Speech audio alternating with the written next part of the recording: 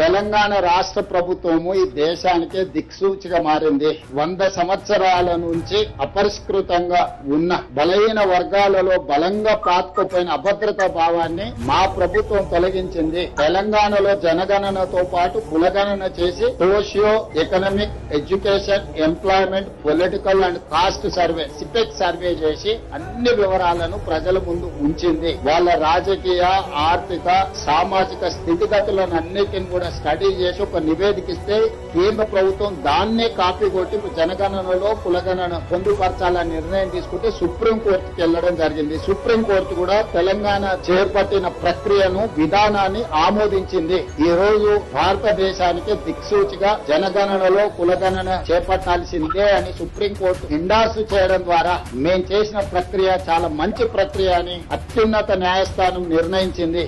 మేము గర్వపడుతున్నాము. కాంగ్రెస్ పార్టీ, మా మంత్రివర్గం, మా శాసనసభ్యులు గర్వంగా తలెత్తుకొని 100 సంవత్సరాల సమస్యకు శాశ్వత పరిష్కారం చూపించినము అన్న మా నిర్ణయాన్ని సుప్రీంకోర్టు కూడా ఆమోదించడంతో ఇది మాకు దక్కిన, తెలంగాణ రాష్ట్ర ప్రభుత్వానికి దక్కిన గౌరవము. ఈ సందర్భంగా నా సహచర మంత్రివర్గ సభ్యులకు అందరికీ కూడా మనస్ఫూర్తిగా అభినందనలు తెలియజేస్తున్నాను. ధన్యవాదాలు.